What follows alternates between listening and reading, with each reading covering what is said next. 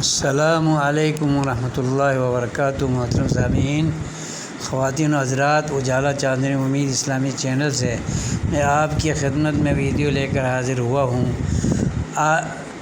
آج کی ویڈیو میں ڈاکٹر ذاکر نائک حفظہ اللہ کے بارے میں چند گزارشات کرنا چاہتا ہوں۔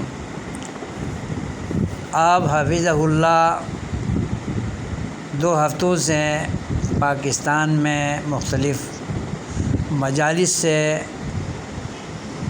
اور محفلوں سے، علمی حلقوں سے خطاب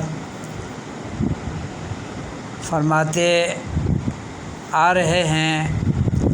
آج کی تاریخ میں لاہور کے اندر شاہی مسجد میں ایک اجتماع رکھا گیا ہے، جس سے وہ اس وقت جب میں ویڈیو کر رہا ہوں وہ وہاں خطاب فرما رہے ہیں۔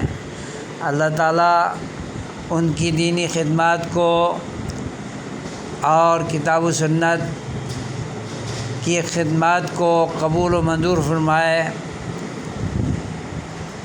ڈاکٹر ذاکر نائک وہ شخصیت ہیں جن کی قدر اہل خرد، اہل عقل اور اہل علم ہی جان سکتے ہیں۔ ان کی قدر و منزلت کتاب و سنت کے حامی اور عقیدہ توحید کے متوالے ہی جان سکتے ہیں۔ شرک و بدعات اور خرافات میں مبتلا لوگ ان کی قدر کیا جانیں۔ فارسی کا ایک مقولہ ہے یا ایک نیم شعر ہے: قدر گل بلبل شناست، قدر زر زرگر شناست۔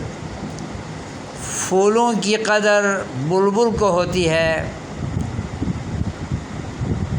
اور سونے کی قدر سونار کو ہوتی ہے، زرگر کو ہوتی ہے۔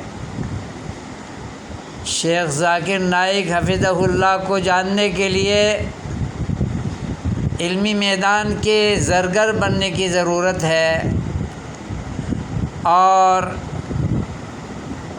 ڈاکٹر ذاکر نائک حفظہ اللہ کو جاننے کے لیے بلبلان توحید اور بلبلان کتاب و سنت بننے کی ضرورت ہے۔ اس کے بغیر ان کی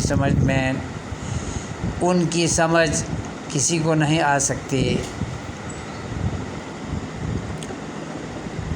انبیاء کو برا بھلا کہا گیا، کیا وہ حق پر نہیں تھے؟ وہ حق پر تھے، اور انہیں طرح طرح کی دشنام ترازیاں کسی گئیں اور الزامات لگائے گئے، طرح طرح کے گالم گلوچ انبیاء کو بھی کیا گیا، مگر انہوں نے صبر کر کے دین متین کو، اللہ کی شریعت کو آگے پہنچانے میں کوئی دقیقہ فروگزاش نہیں کیا۔ اللہ تبارک و تعالی ڈاکٹر ذاکر نائک حفظہ اللہ کو لمبی عمر عطا کرے، آمین۔ صحت اور عافیت عطا کرے اور پہلے سے زیادہ دین متین پر کام کرنے کی توفیق خیر عطا فرمائے، آمین۔ وصلی اللہ علی النبی وآلہ وسلم۔